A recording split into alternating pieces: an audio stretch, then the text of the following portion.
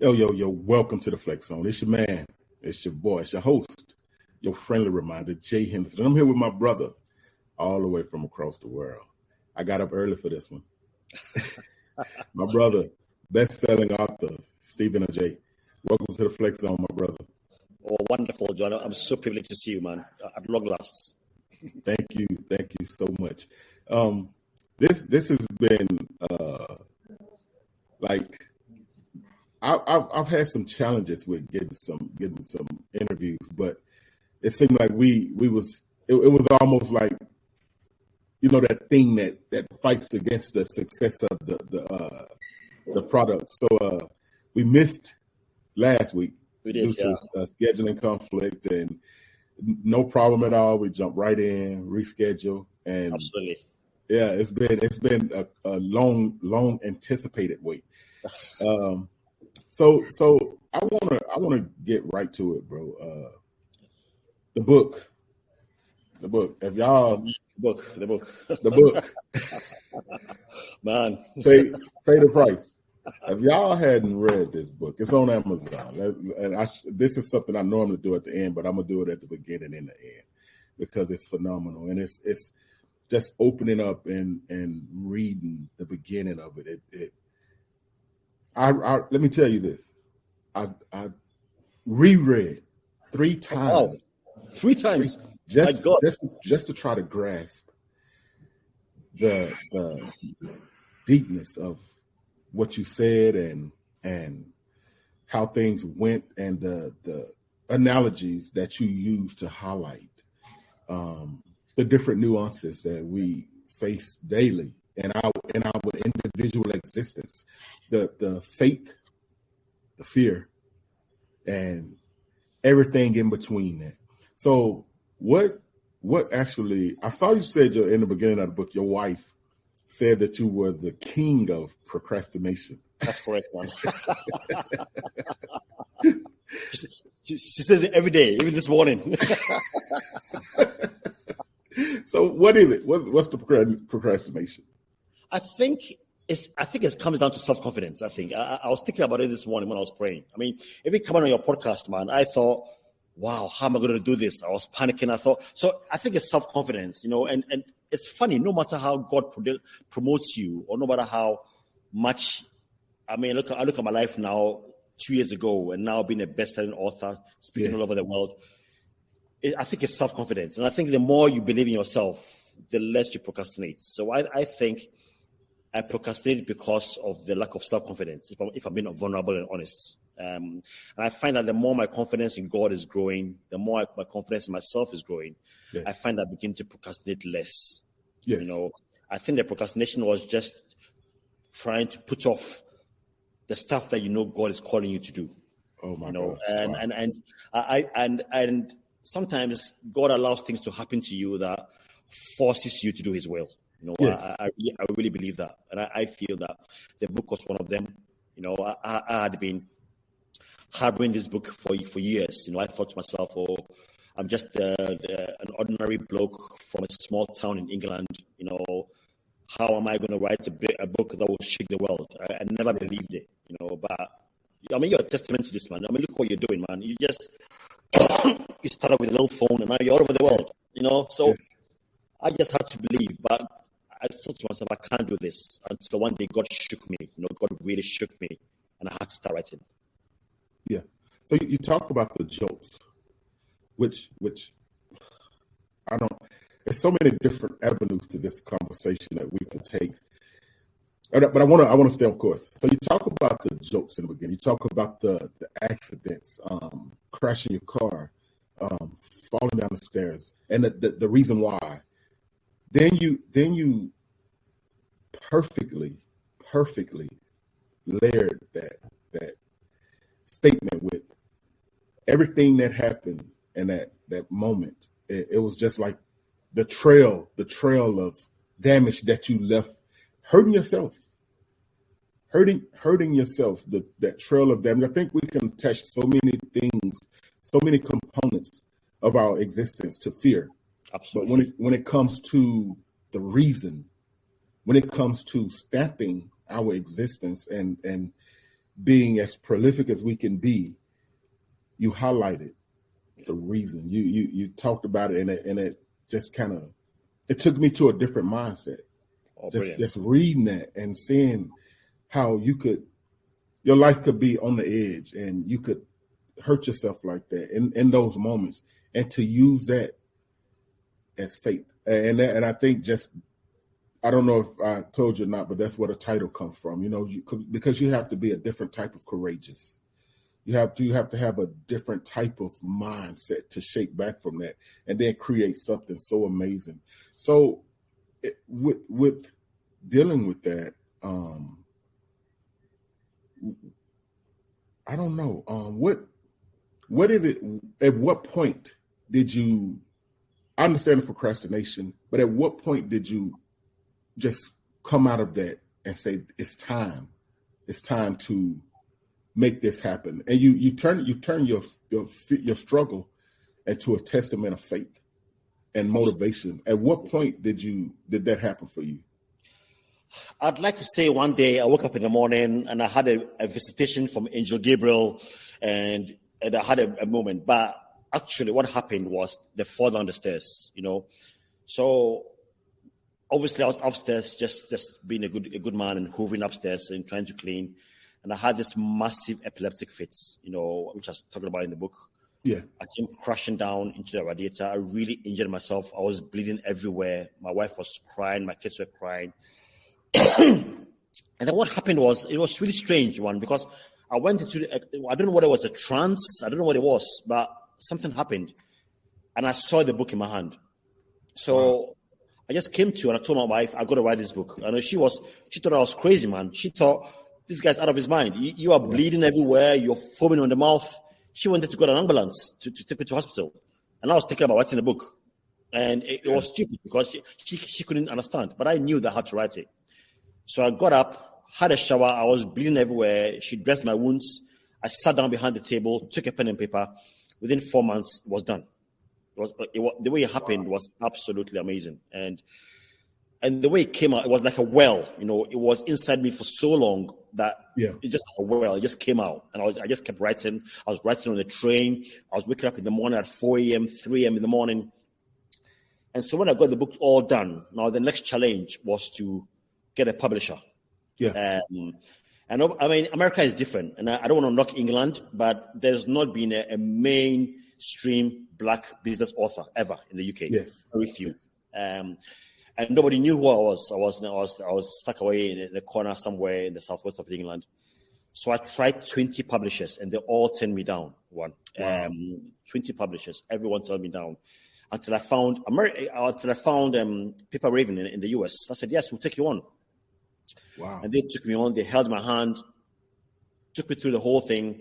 Within 3 months, I was out in the world, and everything just changed. It was amazing the way it happened. And that's why I have a special heart in my heart for America, man, because in England, it's a bit tougher, to make your mark. They talk about the American dream, and I really believe in that, because to make your mark, all the podcasts that I had, all the initial traction that I had was all from the US, man. It took a long time for the UK to catch on. So, it's quite a story. Yeah, I go back to what I was telling you before we started the podcast. Just standing in a room in the house with the cell phone, and we have these dreams. But in each podcast, if my listeners may notice that it's because my podcast is a multicultural podcast. We don't lock into a certain culture. We try to include everybody. Absolutely. Because that's what our existence does. Yeah. Even having Danielle Kettlewell on a few weeks back, the Olympian, and listening to her story, the same as your story and my story, and so many other dreamers. I had Dr. Alandis Wells on. I saw that as well. Yeah. And he highlighted some amazing things when it comes to African Americans, when it comes to our existence and the pride of our existence. I think we have a different approach when it comes to faith And I think we have a different approach when it comes to fear. Our fear comes from a different aspect of life. Absolutely. We come from what people see as the ghettos and the projects and the lower parts of the earth. But what I think so many people fail to understand is our existence is about as profound and prolific as any other existence in this world, because you have some of the brightest minds. To read this book and to see that the stamp that it's made in the world, in England and in the United States, I'm sure, in other parts of the world, and to understand what a person had to go through. Just if you're listening, if you're viewing this, you have to. This is a piece of motivation that will get you up out of the bed. It would get you get your dreams off the shelf, because to go through the fall that you went through, and I use that analogy because that's how you use it, the fall. A lot of times we, in our lowest points, I was at my sister's house for 2 years, sleeping in a basement on an air mattress. My God. And two solid years on an air mattress. And you have to understand the disconnect. At some point in our lives, we have to disconnect, and we have to put ourselves in that spiritual hospital. We have to put ourselves, we could talk God all day. We could talk faith all day, but fear paralyzes you. Absolutely.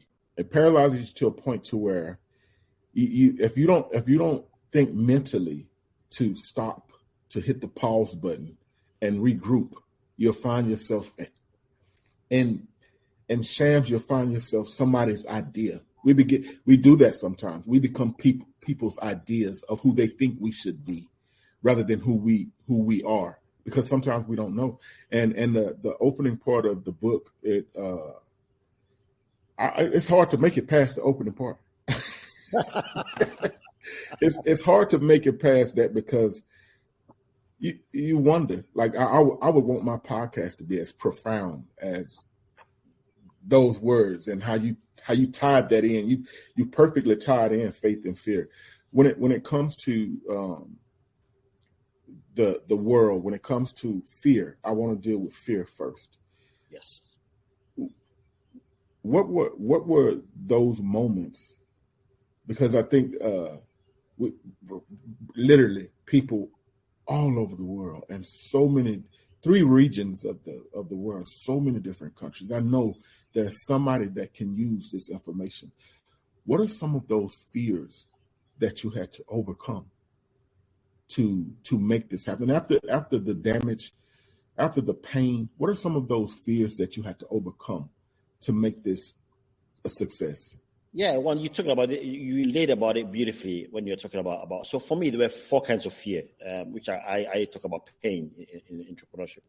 But there were 4 kinds of fear that you deal with. Okay, so the first fear for me was obviously the epilepsy, because I've had fits when I was running. I've had fits. I've crashed 2 cars. I've had fits in the bath. My wife had to rescue me once for the bath because I fell over. How I didn't crack my head, I don't know. So I had fits everywhere. I remember I lost my sister 3 years ago, my only sister, and I was walking down because I had no money, and I was walking. How am I going to bury my sister? In Africa, funerals are a big deal. I had 0 money. The fear was so much that I had a fit, banged my head. I woke up on the street and my head was bleeding. Wow. So, but I said to myself, I think it comes from within, isn't it? There's a dream that's within. You mentioned this about being prolific. There's a dream there that refused to die, Yes. And I think the more I tap into that dream, the more I tap into the fact that, look, God can use me, despite all these problems that I've been, to do something. And that fear, even though that fear was still there, I was still able to go over that because the dream was there. I talk about the 4 kinds of fear. So the first one was epilepsy. The second one you mentioned is what people tell you, because I had to struggle for 10 years. I had this dream to start a worldwide African company to do investments and become a best-selling author 10 years ago. I remember the very day when I had a dream in church, and I had this feeling that I can do this. And I started really well. We traveled around Africa. We traveled around Dubai. We did lots of deals until the fourth year when everything crashed. I went bankrupt. I went completely broke. I didn't even have money sometimes. I remember my wife's birthday. It was about $20 for just $20 for a pizza, and I couldn't afford it. I mean, it was so embarrassing that day. And I'm lucky my wife had the money to pay, because I had nothing, And I think about it and I think, but the dream was there. That dream was always, always there. So that dream that people tell you, you can't do this, you can't make it. Again, you begin to believe it. And that comes down to a fear. I call that green flag pain in the book. Right. People say things to you, you begin to believe it, you begin to be afraid that you can't do this thing. And then that leads you to stop. Yeah. Now, I talk about the honeymoon period. If you really believe in your heart that God has given you a dream, you have a dream in your heart. If you really believe that dream can bring goodness to the world, you can make a mark in the world, and you have a passion for that dream, that will always be there. Yes. You can decide to tap into that, or you can decide not to. If you don't tap into that dream in your heart, I mean, for me, I have journals, I have them everywhere, and I used to write them down every morning. I wake up in the morning, I write this down. The crazy thing that happened to me was one day in 2019, I was ready to give up. After 10 years, I said, I'm done. I'm not doing this anymore. I went to church that day, and this preacher from Australia, he was talking, and then he came to me. He was just preaching. He just came to me and said, Steven, called me out. What's your name? I said, I call Steven. I said, God's speaking to me right now. God's telling me, don't give up. This dream I put in your heart, it will come to pass, he said to me. That very day, that very morning, I told God I'm quitting. Because after 10 years of being broke and being through all this hustle, I thought, I'm done. But God revealed that. God gave me a renewed mandate. Wow. And that renewed mandate made me know that, yes, God is with me, and I kept going. I mean, not long after, I lost my daughter. I'm sorry, my niece, and then my sister. But I knew that God had spoken to me. So that's the second fear. The third fear, obviously, is what I call red flag pain. That's the stupid things that we do to ourselves, the stupid decisions that we make. I mean, for me, my stupid decision was pornography.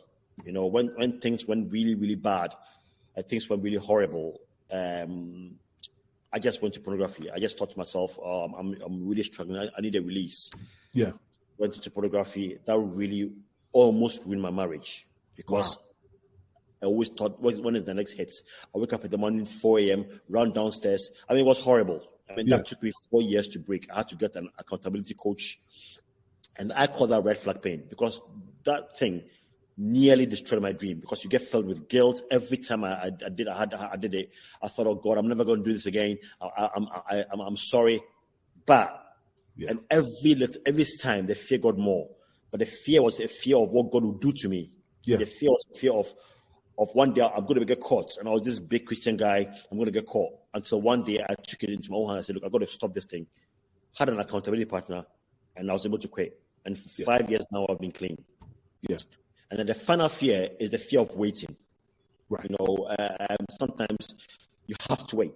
Sometimes 5 years, 10 years. I mean, for me, it took 10 years for my first deal. From the first day I started Blue Cloud, went to business school. It took 10 years for me to sign my first $1 million contract. Wow. With that 10-year wait, you begin to get afraid. You begin to fear. You think, oh, this is never going to happen. Yeah. And so one day I went back I was reading scripture, and I didn't realize this one, but it took 25 years from the day that God called Abraham to when he came to the nations. 25 years it took. And no wonder they call him the father of faith. It took David 15 years from when God called him there and when he became king. 15 years. So for me, change is nothing. Look at these mighty guys. These mighty guys. And change is nothing. So is this 4 kinds of fear that you have? I mean, 4 kinds of pain. White flag pain is the pain of surrender when you have something, things that happen to you that are unfair. Red flag pain is the stuff that we do to ourselves, which is bad. I talk about in my case, the pornography. Amber flag pain is the pain of waiting. You have to wait for so long. And green flag pain is what people tell you that you believe in. You need to quit your dream. So these 4 things, if you listen to any of these 4 things, you will quit. You become a failure, basically. Yeah. So let's give, because when we hit that moment of success, when we there are times where Just listening to you. That's just listening to you talking. You talk about the Bible. You talk about God. So we have to talk about humility and being humble. Absolutely. Let's go to the moment where you signed the deal, and I can imagine emotions, heightened emotions, but that sense of what was that moment for you? That humble moment, that excitement, and trying to put all of that into a ball to do what God requires us to do. It was crazy, man. One, because the way it happened was crazy because I lost my sister suddenly. Okay, so I was home. My sister is way back in Ghana, in Africa. I was home in the UK, had a phone call. Literally, my sister is dead. Happened just like that. She was healthy, nothing wrong with her. Within 2 hours, she was gone. So my brother and I flew to Ghana. At this point, I had no money. I don't even know how I got the money for the ticket. So I don't know. It was a miracle. Go home, buried my sister. Was on the way back to the UK. Had a phone call from this multi-million-dollar woman. Come to my office. She said, came to office, had a chat. In 4 days, 5 days time, signed a deal. Wow. That's how it happened. It happened completely. And I listened to a coach talk about the power of a day. Yeah. And that was literally the power of a day. One day I was broke. The next day I had my pen on a $1 million contract. And it happened like that. And I think amazing. That it was because of the waiting period and all the stuff that went through it and all the waiting. I think it comes to a point where God will honor your faithfulness. Even with all the sin that I went through, all the bad decisions that I made, it comes to a point where God will honor your faithfulness. And that was when that moment. And that moment, I remember after signing the deal at home, there were tears flowing down my eyes. And because I signed the deal and wrote the book all in a matter of about 3 months. So within 3 months, my life had completely changed from somebody who was unknown, completely unknown, to somebody who had now become a best-selling author in 2 countries internationally and signed $1 million deal. Wow. Crazy. Absolutely crazy. Yeah, that is definitely I think a lot of people give up in the waiting period. So many people, they cash out in the waiting period. It's almost like having a big lawsuit, if I could use this analogy. And they say, we'll offer you this because we know if it goes all the way, we know what we could be out. So we'll offer you this, and you take this, and you miss out on 100%. You know, 100%. And I want to. It's a little part that I definitely want to read. That I think a lot of people need to hear. And I'm just going to jump in. I'm gonna miss the one of the eureka moments. You said, I realized the fall down the stairs had epitomized my business struggles over the previous decade. That to me, it took me back to a place to where I'd actually started a project one time, and I shared the information with Nike business relations, and it was a pretty amazing idea design that I came up with.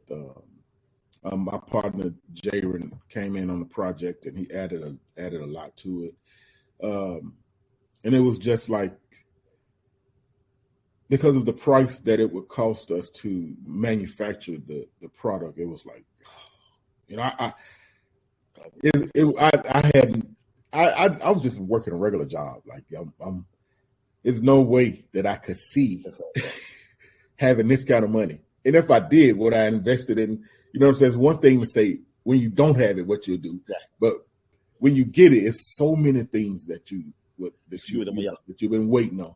So when it comes to our waiting period, I think so many people give up in that waiting period. When you said the fall down the stairs epitomized your struggles for over a decade, that took me back to me being in that basement. That took me back to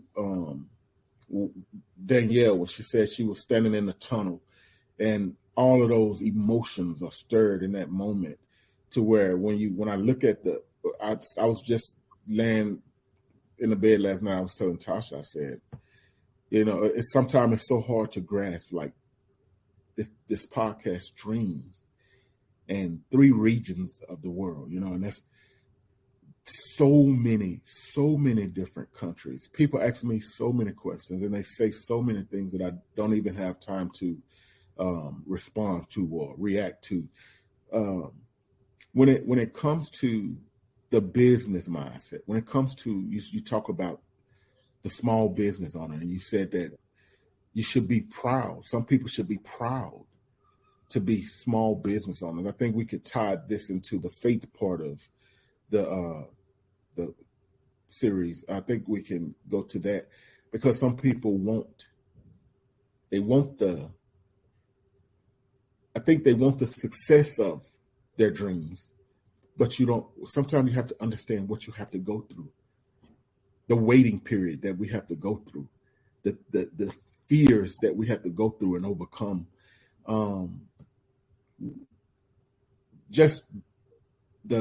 I wish I could read some more, but I know we're on a time frame. the book is that amazing. When it comes to the small business owner, and when it comes to faith, I think what people should understand, and I will let you elaborate on this as well. I think what people should understand when it comes to faith is, if it happens overnight, it's probably going to end overnight. Yeah. So there are so many things that we have to go through. There are so many. God don't make you wait for nothing. You never have to wait. The wait is not for nothing. The wait is not in vain. The only time it's in vain is when you get impatient. And the Bible tells us to be anxious for nothing, but in all things to give thanks. So when it comes to the faith part of what you talk about in the book, the steps that you took, the fears that you overcame, you made your mark in this world. I even saw reading the part where it's a lot of things in the United States that we don't understand, that you'll understand, having a knight and queen and royalty and all of that kind of stuff. Royalty to us is Michelle and Barack.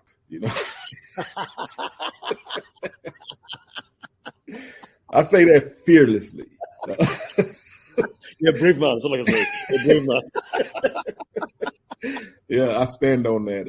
And not to discredit anybody else, discredit anybody else, but there was a moment that we as a people waited for. There was a moment that we as a people, I felt like it was time for. When it comes to that, give us some of your strategies because we can understand things from our perspective, but I think once we tie in, that's what our existence does. The term iron sharpens iron. Mm. I would like for you to be that iron right now. Give us some of your strategies that you use to make this book a success. So I'll answer the question in 2 parts. Okay. So the first part, obviously, I talk about the honeymoon period. Now, you cannot just go on a whim. I mean, you know this one. You can't just go on a whim and say, "Oh, I'm going to build this multi-million dollar business." It doesn't happen like that. No. Okay. You need to have what you call a honeymoon period. Okay. Now, the honeymoon period, Christ talked about building your house on a rock.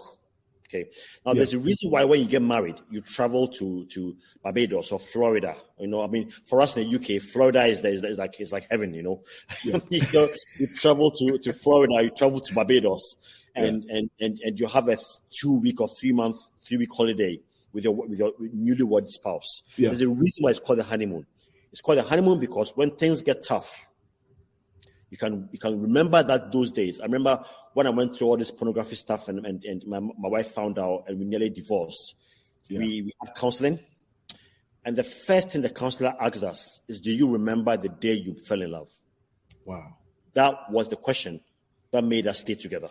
Yeah, wow. That question was because it's what you call the honeymoon period. We remembered that day when we met together in that shop in Accra, Ghana, how we felt. Yeah. And that reminded us that, yes, I've done some stupid things. Yes, we've grown apart, but that honeymoon period of when we met was what sustained us. Yeah. In business, you have to have that honeymoon period. I talk about the person, the purpose, and the passion. Wow. Now, I talk about the person means that you should know in your heart who you are, and you should have that unction to want to go change the world. That's the first as a person. The second thing is the purpose. You should know what you want to do, why you want to do it, and how you want to do it. Yeah. And the third thing is the passion. You must have the drive in you to want to do these things. The person, the purpose, and the passion. These three things are what you call your honeymoon phase. Yeah. If you don't have this honeymoon phase, you will fail. Because when the bad things happen, you will not have. And that's why God always reminded people of the honeymoon phase. God said to David, remember when you were a shepherd and I called you out from a people Israel. God said to Israel, when they were crossing, after they crossed the Red Sea in the wilderness, he said, remember when I parted the sea for you to cross. That is God reminding you of your honeymoon period. Yeah. If they hadn't gone to that sea, if someone hadn't gone to that place to call David, David would have fell. But David remember, oh yes, I remember when I was an 8-year-old boy shepherd, and some of the greatest prophets in Israel came to me and said to me, you're going to be king. Yeah. That is the honeymoon period. Yeah. So, and God always reminds you of your honeymoon period. So if you don't have that honeymoon period, if God hasn't spoken to you in your heart, if you don't have that dream in your heart, if you don't have the purpose and the passion, you will fail. Wow. That's one thing I see in the book over and over and over. You need to have that honeymoon period. So once you have the honeymoon period, then you're safe.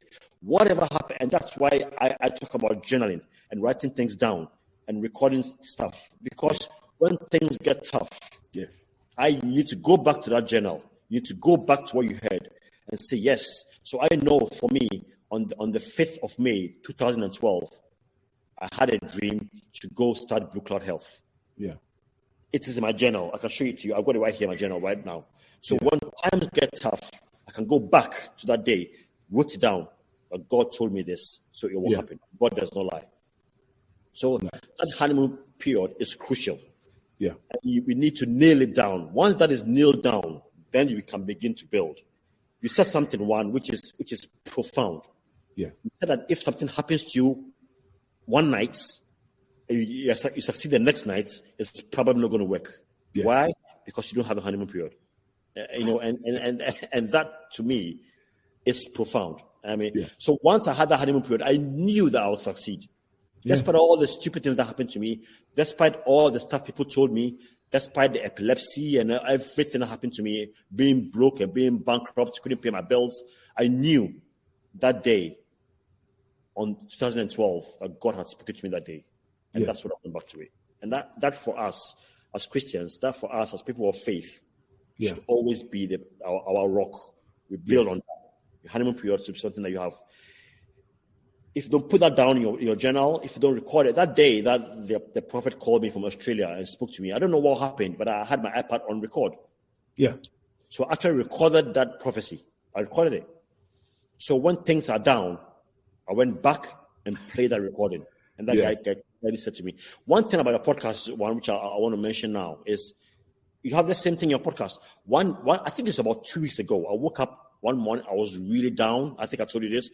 I was really down. I just felt so depressed. I don't know what happened to me. It was like a cloud came over me. And I just said, let me just tune into one's podcast, FLEXXXZONE. I tuned into a particular episode, and you talked about the same thing, about a dark cloud. You began to pray. I was walking to the bus station then. I just put my head down. You were praying. You mentioned some stuff that I had written in my journal myself. Yeah. Automatically, I began to feel the thing happen. So your podcast, man, is making waves. And that podcast, that day I listened to that thing, it reminded me again of the honeymoon period.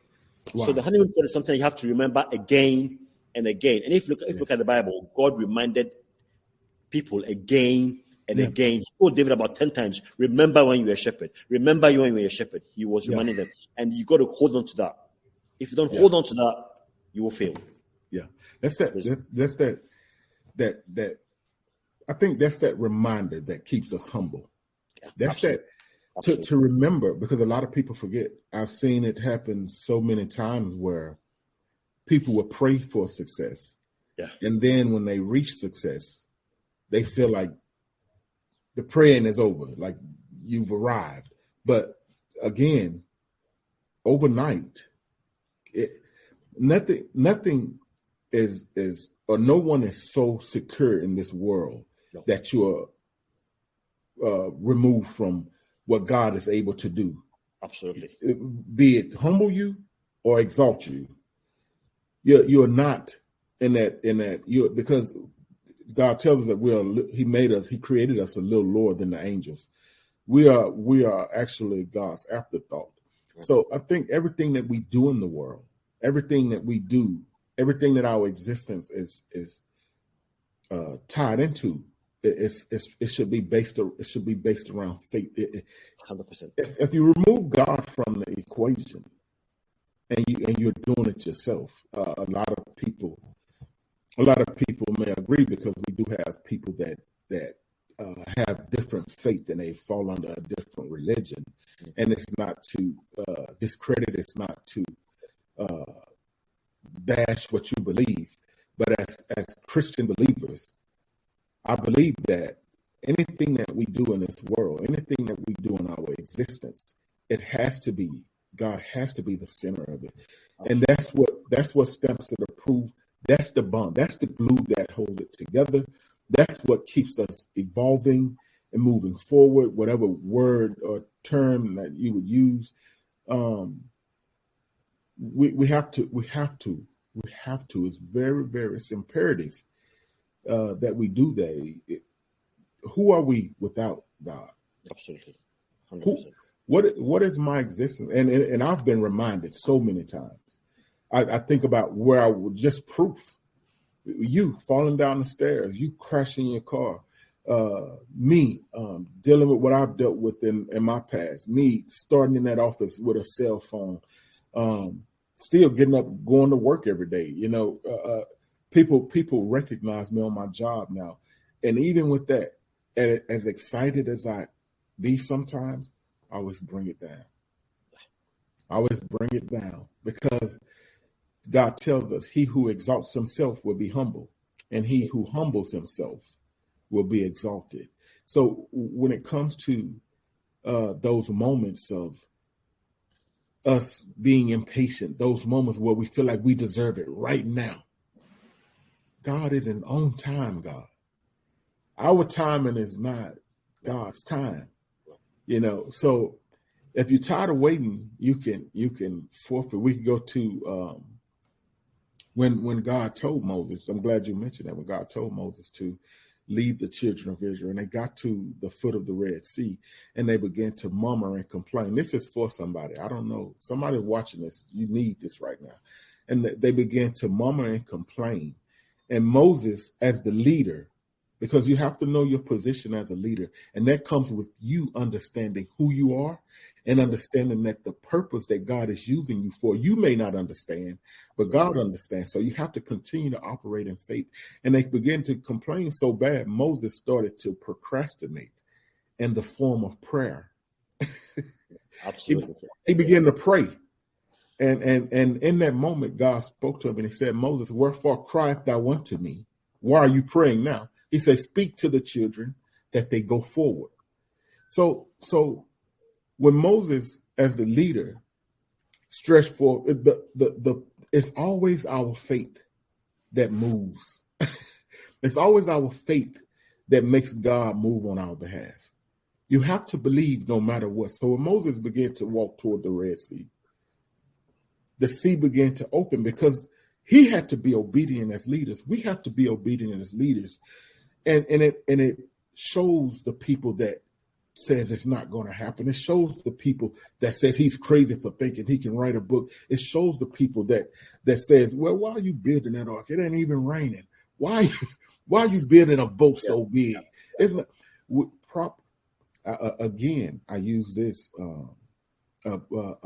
My old bishop, he used to always say, proper planning prevents poor performance. Yeah, I saw that in one of the posts. Yeah.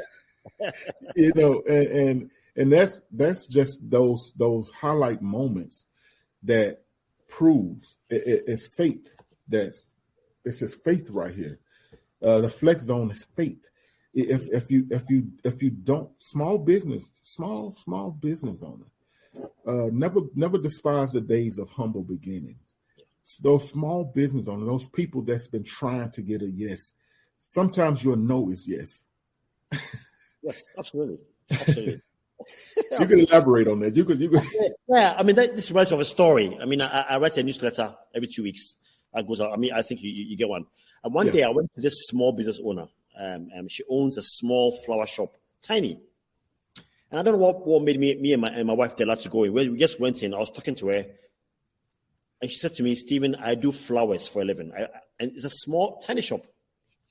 And she said to me, there's a woman with anxiety. She's not even a Christian. She doesn't even believe me. She's not really a Christian. But she says that there's a woman with anxiety that comes to this shop every single day. And she looks at those and her anxiety just goes. Wow.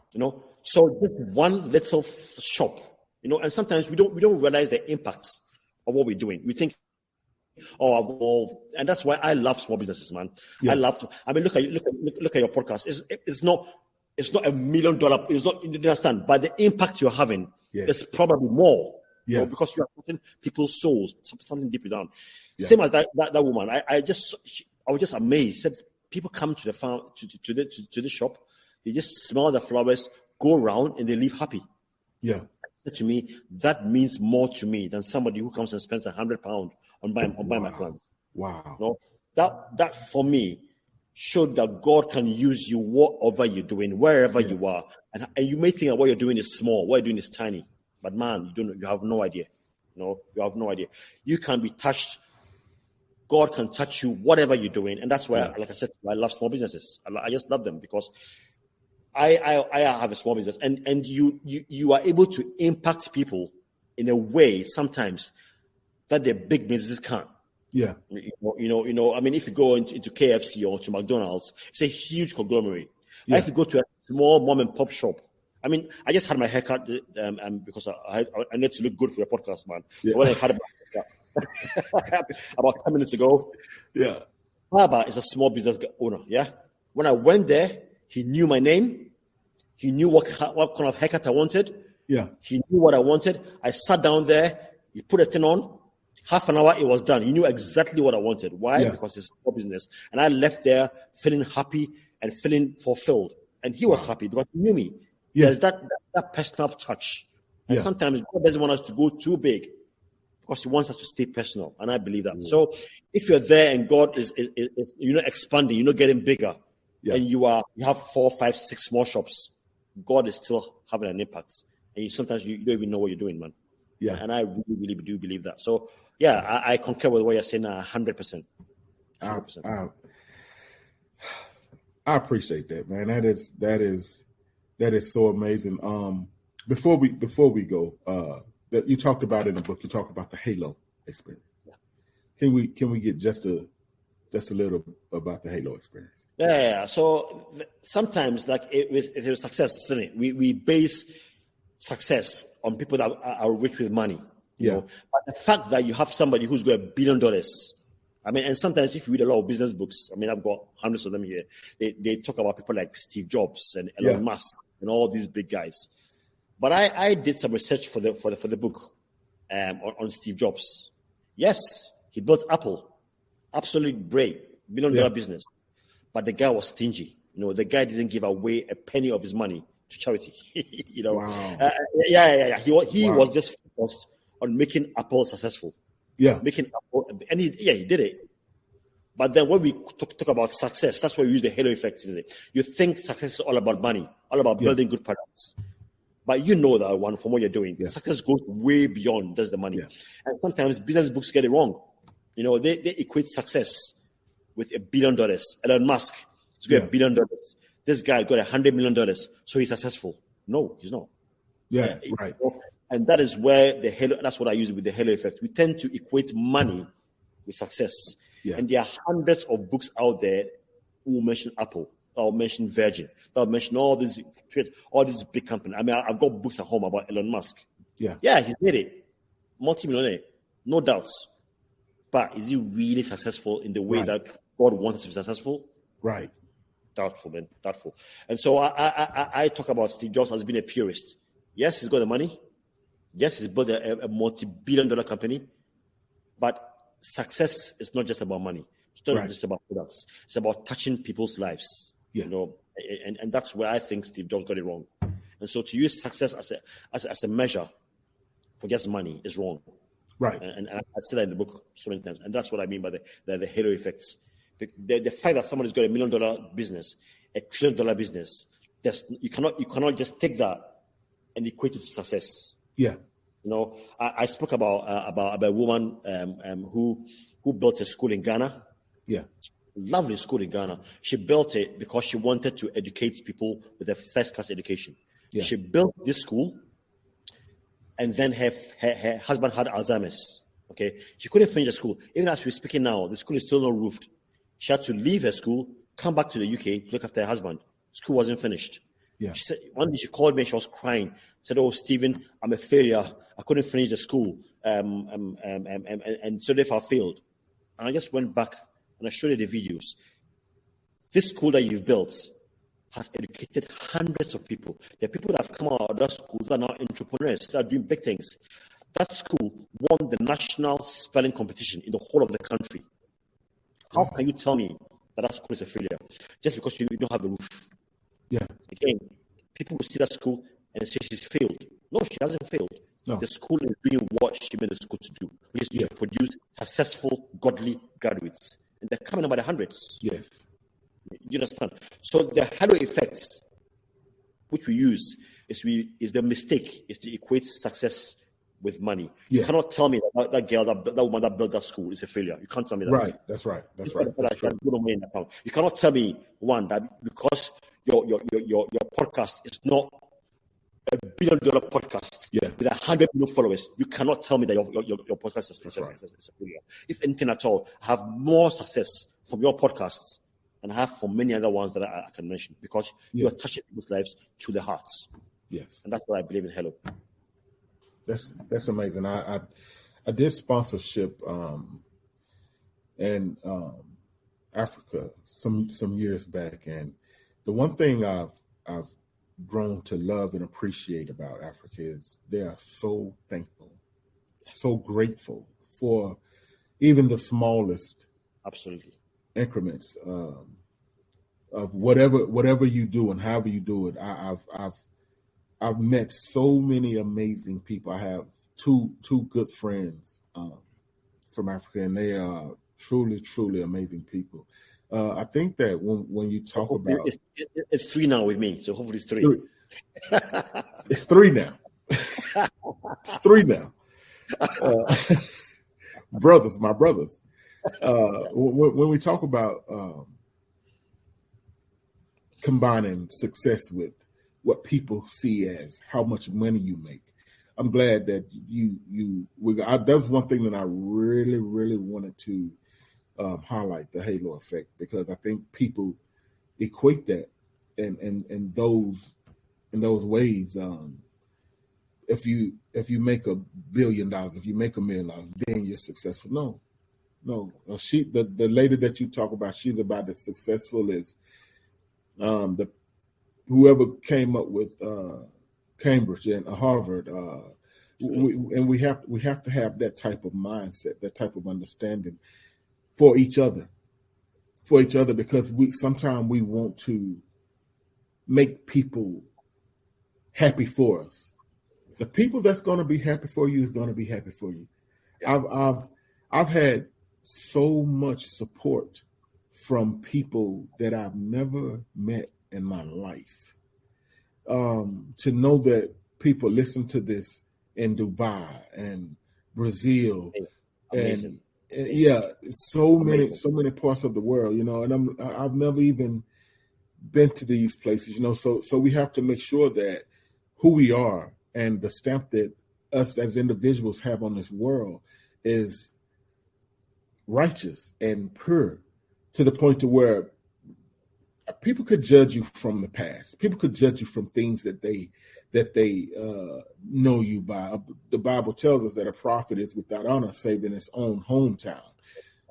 So we have to keep that in mind. But that also helps me to understand that people are going to lock you into a certain position. people going to lock you into a certain level of success. That's not where you stop at. I am not defined by what people think I am. You Absolutely. know? Yeah. Absolutely. And you're a prime example. I mean, I've done about 30 podcasts at least. And one thing that strikes me, and this is not even taking God out of the equation, because I believe, I've done I've already done about 4 or 5 podcasts that are Christians. The vast majority of the ones I've done are not Christians. But the principles are the same. I mean, God, I believe that God has put some principles out in the universe, and whoever follows those principles will have some measure of success. Yes. Your podcast is an example. I look at what you're wearing. I look at the cup you're wearing. I look at the whole setup of your podcast. Yeah. Quality. I can see you put a lot of effort into it. I mean, I saw the email that you sent me, the planning that's going to be. Some people are just happy to use a Zoom. I mean, I did a podcast with a guy a month ago or a couple of months ago. I was talking to him and he was on his phone, you know. Yeah. You understand, he was just tapping something and talking to me. So you have, apart from the fact that you're a Christian, you've put in the work. You know, I can see it from your outfits. I'm looking at the screen in front of me. I'm looking at what you're wearing, the mic you're using, the headphones you're using. You've put in the quality. You've put in the hard work. And I believe that you're being rewarded now, not just for your commitment as a Christian, because I've been on Christian podcasts, man, and yours is a different level. You know, so your success is also due to your plain hard work. And I want to put it out there, guys, that if you want to be successful, it's not just praying. It's not just going to church or doing whatever. You got to put in the hard work. You got to put in the graft. My book, I went for the best editors. I went for the best publishers I could get. Because now, when I go to the UK and I see my book is now available in Barnes & Noble. It's available in Waterstones, which is the biggest bookstore in the UK. When I go and I see my book there, yes, I'm grateful that God has given me the blessing. But I know that I put in the hard work. Yes. You know? Yeah. Same as you. I mean, I saw your stuff and I thought, wow, this is quality stuff, man. And man, hats off. I'm not wearing hard, but hats off to you, man. You worked hard for this, and you deserve everything you get, it, man. Everything. I appreciate it. I really appreciate that, man. That means more than I can express.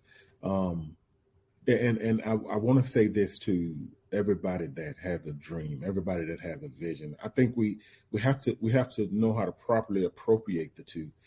A dream and a vision. You know what I'm saying? A dream could be on the surface. You could have a dream that you went to, let's use Florida for a week. You went to Miami for a week. You could dream. But when you talk about a vision, it's more in depth. It's more personal. It's more about you. It's more about your drive. It's more about your faith. It's more about overcoming those fears that's paralyzing you, that's stopping you. Don't give up. Don't stop trying. This right here is proof. I want everybody to see this. This is proof. Your name. When you see your name on your hard work, that's something that you work hard for. That's something that's a vision. That's a vision. It may start off as a dream, but the more you tap into yourself, the more discipline you come, the more fears you overcome, the more your faith increase, the more you make it more about God and less about you. You are definitely on your way. You may cry sometime. You may fall down some stairs and hurt yourself, but in those moments, I sleeping in a basement for 2 years, literally for 2 years. I'm grateful for my sister and her fiance, but those are the moments that separate you from who you thought you was, and makes you realize who God has created you to be. Brother, before we go, you could tell people, give them your information, where to find you at, your upcoming projects, and whatever you got for us. Oh, brilliant! Thank you, Juan. I mean, it's been a pleasure speaking to you. It's full natural, and you talk about humility, which I really believe in, and I feel that all these things you went through gives you the humility that you need. I mean, Jacob. It talks about in the Bible about Jacob when God touched his hip, and he limped. Every time he touched, he saw that limp. That reminded me, man, you know who you think you are. I'm here because of you. So I believe in what you're saying 100%. And I believe that God leaves things in us. I mean, for me, I'll be grateful if God healed me of my epilepsy and I'm completely healed. Yeah. I'll be really grateful. But I'm thankful for that, because I'll tell you a little story before I tell you about it. One day I was talking to some colleagues, had a massive fit. I was foaming at the mouth, and I came back to again, and nothing happened. But I was going home that day, and I thought to myself, this thing keeps me humble. Yeah. Every time it happens to me, and it's getting better. I'm getting better and better and better as time goes along. But it keeps me humble. So those things that you sleeping in the basement. Every time you go to that basement and you see that basement that you are sleeping in, that reminds you that, man, this is where I started from. You know. And so that thing, I strongly believe in it. And so if you are going through, and I believe somebody needs to hear this as well, like you said, if you're going through pain or struggle or anything, God may leave something a little bit left in you, like God left the limp in Jacob. I mean, that would keep you humble. So don't cry if you're still going through pain. Don't give up, because sometimes those things keep you. God will grant you the success, but God needs to make sure that you keep humble, and that's why we talk about the thorn with Paul. You know, so it's not all easy plain sailing, but there's a reward at the end, 100%, like what you're doing. Sorry, I went off the target there. Now, where to find me? It's quite easy. My website is www.stevenadjei.com. It's stevenadjei.com. I'm on Facebook. Obviously, if you find one, you find me, because we're always we're like brothers now. Yeah. So I'm on Facebook. I'm on LinkedIn. I'm Steven Adjei at Steven Adjei. I'm on Twitter, Steven Adjei. Instagram, Steven Adjei. So basically, if you type in my name online, you'll come up where you need to find me. So I'm readily available. And if you hit me an email or DM me, I always try to make sure I reply to every single email and every single message. So thank you, brother. Man, I appreciate it. Hey, and if you hadn't seen it for the millionth time, please purchase the book. It's on Amazon, Barnes and Noble. You will not regret it. I appreciate it. This has been about as amazing as I thought it would be. I didn't expect anything less. Thank you so much. Yeah, we will be streaming this evening at 7 p.m. Eastern time on all platforms. I think I may have a difficulty with Pandora right now, but I'm sure we'll have that taken care of before this evening. I appreciate you guys listening in. My brother, it has been a pleasure. I appreciate you coming on, and hopefully, like I tell everybody else, we could get a chance to do this again. Is there anything that you want to give us before we go? Yes, I just want to thank you. I mean, I've said it to you before, but I just want people to recognize the work that you put into this thing. I mean, I know I keep saying this thing over and over and over, but you're a man of faith, but you're also a man of hard work. You know, and I see it in your posts on Facebook. I see it, even the way you dress, your haircuts. You know, you work hard and you completely deserve it. And I want people to know, even with the book I've written, Pay the Price, it's a dream, prayer, hard work, and discipline. If you have these ingredients, you will succeed. It'll take time. You'll take a struggle, but put in the hard work. Yeah, I appreciate put in the hard work. Yeah, put in the hard work. That's Bay. That's Bay. She getting ready to head out. Bay, you want to come speak to Steven before we get off? Yeah, she getting ready to head out. Yeah, I do appreciate it. My alarm going off. I do appreciate you, bro. This is for you and whatever state you're in, whatever city you're in, whatever country you're in, whatever region of the world you're in. We appreciate you tuning in to the FLEXXXZONE podcast. I pray that God bless you. I pray that whatever that you are praying for, whatever you expected in secret, I pray that God rewards you openly. And my brother I'll be hitting you back up here in a little bit, give you a sneak peek before we get it published and posted. And I'll shoot you a text. I appreciate you, man. Wonderful. So do I, man. So do I. I mean, you're like my brother from another mother, like I said to you. So we locked in. I'm so grateful for all you're doing, man, and I'm so grateful for giving the opportunity. I was panicking this morning. I said to my wife, I was panicking. I thought, wow, I'm going to have to perform for this guy, you know. So I'm so grateful. You made it easy for me, man. You made it easy. I want to go a haircut and everything. You know? You made it everything, you know. but you made it easy for me, and I'm so grateful to you, man. So grateful. Yeah. Thank you so much. Yes, sir. Yes, sir. I appreciate it, man. And I will text you as soon as we get done, and I'll send you everything you need to see before we get it published today. Fantastic. God bless you, man. God bless you too, bro. Okay. Bye. All right. Bye.